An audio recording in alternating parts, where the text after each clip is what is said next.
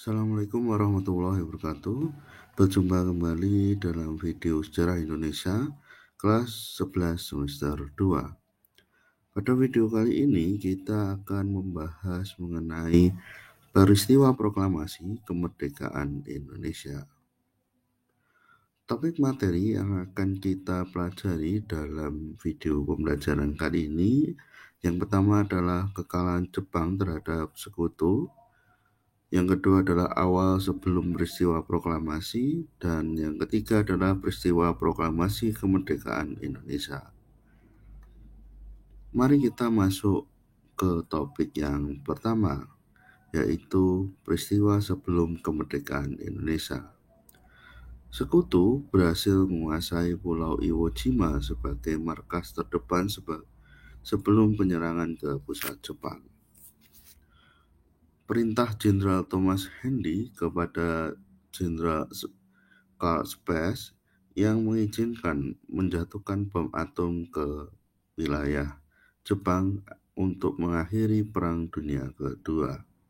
Penyerangan tersebut dilakukan di dua kota, yaitu Nagasaki dan Hiroshima.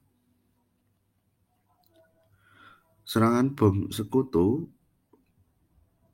Sekutu melancarkan dua kali penyerangan di kota Hiroshima pada 6 Agustus 1949, 1945 dan kota Nagasaki pada 9 Agustus 1945 dengan menggunakan dua pesawat yang berbeda. Yang pertama adalah Enola dan yang kedua adalah Bockstar.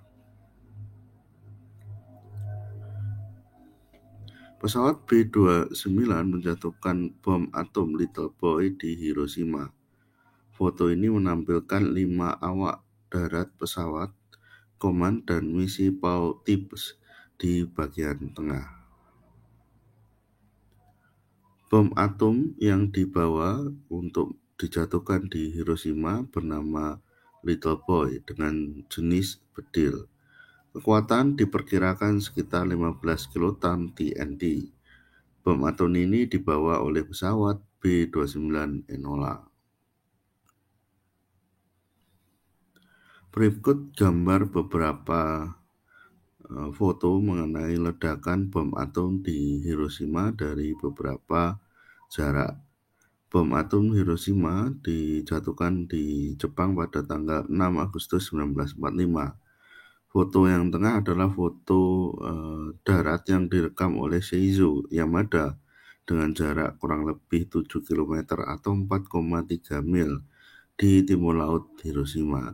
Sedangkan foto yang ketiga adalah foto yang diyakini diambil 30 menit setelah ledakan dari jarak 10 km 6,2 mil di sebelah timur hipocentrum atau lokasi jatuh. Nah, ini adalah diorama serangan bom atom sekutu di kota Hiroshima.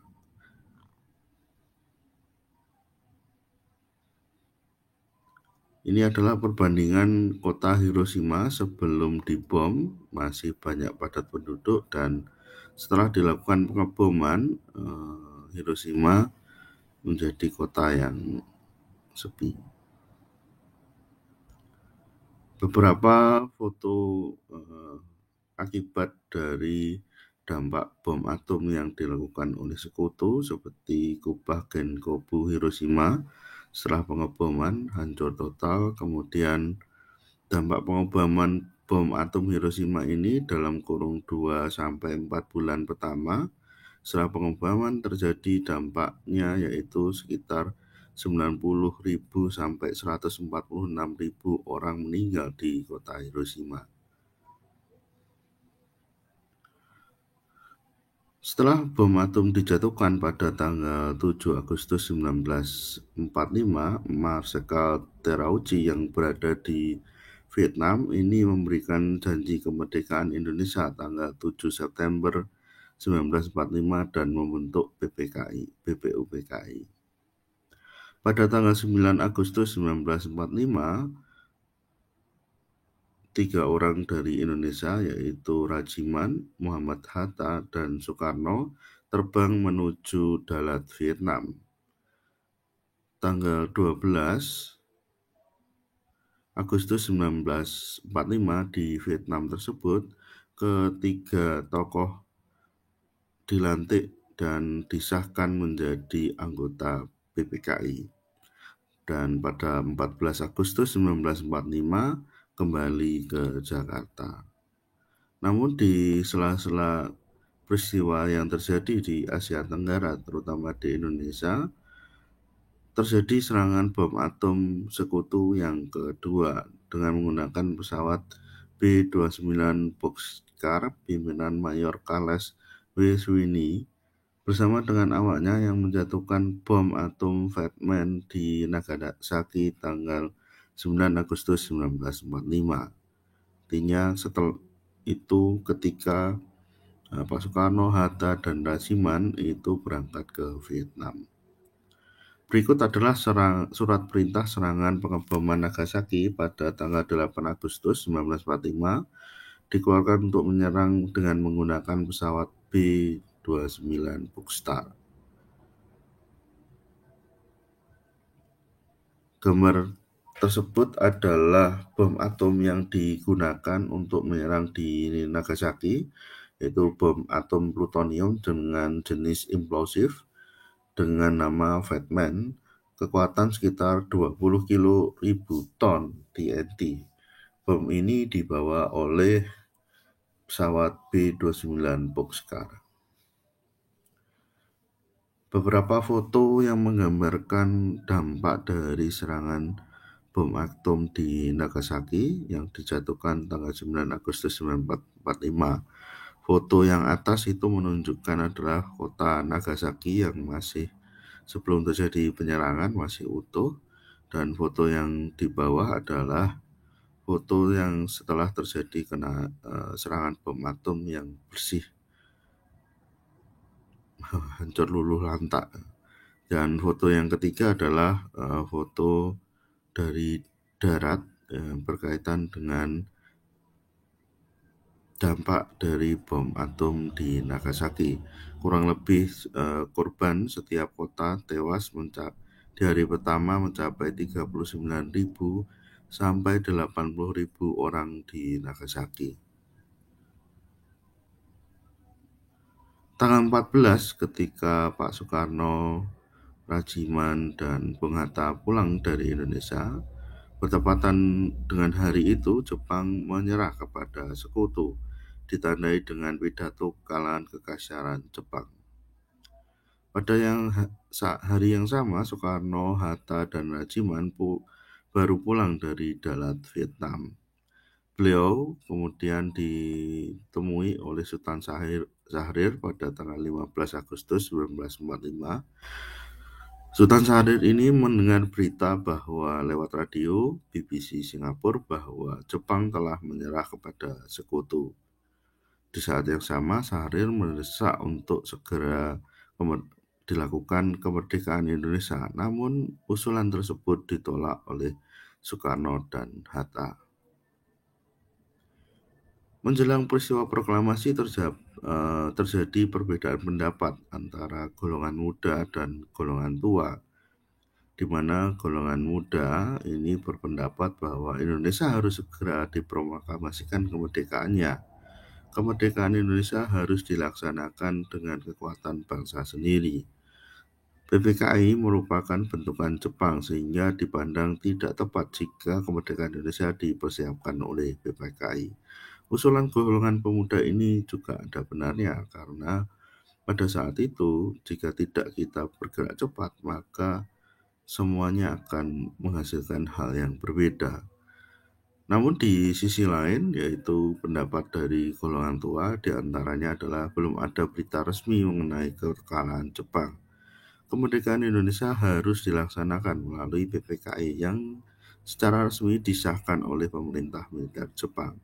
Dan yang ketiga adalah kemerdekaan Indonesia sudah dijanjikan oleh Marsikal Terauchi tanggal 7 September 1945. Keputusan atau pendapat dari golongan tua ini juga ada benarnya karena segala sesuatu hal yang berkaitan dengan negara harus dipersiapkan dengan secara matang agar di kemudian hari tidak ada gugatan ataupun hal yang bisa membatalkan kemerdekaan itu tersebut. Akhirnya terjadilah peristiwa Rengas Dengklok, di mana rapat golongan pemuda pada waktu itu diantaranya adalah Sukarni, Wikana, Yusuf Kunto, Khairul Saleh, dan Singgi. Ini berlakukan rapat dan menghasilkan hasil rapat, yaitu membawa Soekarno dan Muhammad Hatta keluar Jakarta untuk menenangkan pikiran dan menjauhkan pengaruh Jepang dari Soekarno dan Muhammad Hatta. Pada 16 Agustus 1945 subuh, Soekarno dan Muhammad Hatta dibawa dari Jakarta menuju Rengas Dengklok di Kabupaten Karawang. Tujuannya adalah pengamanan Soekarno-Hatta dari pengaruh Jepang oleh golongan muda ke Rengas Dengklok. Nah, untuk menenangkan peristiwa atau keadaan di tengah perbedaan pendapat, Ahmad Subarjo menemui golongan pemuda waktu itu diwakili oleh Wikana untuk meredam situasi. Kemudian disepakati bahwa Soekarno dan Hatta harus dibawa kembali ke Jakarta pada malam harinya. Yusuf Kunto kemudian mengantarkan Ahmad Subarjo ke Rengas Dengklok untuk menjemput Soekarno dan Muhammad Hatta kembali ke Jakarta dibawa ke rumah Laksamana Maida. Akhirnya Muhammad Hatta dan Soekarno ini kembali ke Jakarta dan bertemu di rumah Laksamana Maida. Pada saat itu, Laksamana Maida menyarankan untuk berkunjung atau bertanya pendapat kepada Hoji Yamamoto yang pada waktu itu adalah Gun Saikan atau penguasa tertinggi di Jawa dan Sumatera.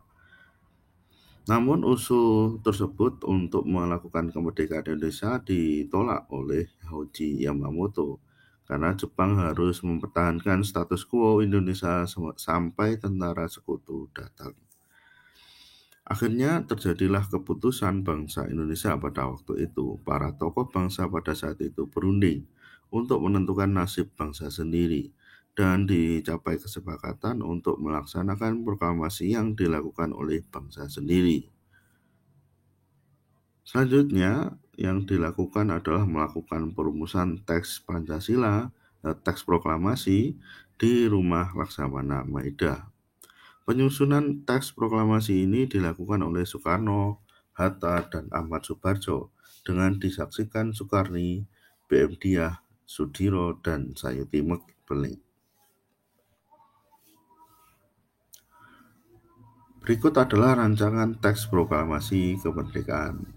Kata proklamasi diusulkan oleh Soekarno, sedangkan kalimat "Kami bangsa Indonesia dengan ini menyatakan kemerdekaan Indonesia" ini adalah usul dari Ahmad Subarjo. Sedangkan kalimat hal-hal yang memindahkan pemindahan kekuasaan dan lain-lain diselenggarakan dengan cara seksama dan dalam tempo yang sesingkat-singkatnya adalah usul dari Muhammad Hatta. Bagian Jakarta 170805 Wakil-wakil bangsa Indonesia adalah usul dari Insinyur Soekarno. Kemudian wakil-wakil bangsa ini diusulkan oleh Soekarni diganti menjadi atas nama bangsa Indonesia. Setelah rancangan teks proklamasi disepakati, kemudian Sayuti Melik mengetik naskah teks proklamasi tersebut. Terdapat perbedaan antara penulisan di teks penulisan proklamasi dengan teks tulisan tangan, yaitu pada tahun.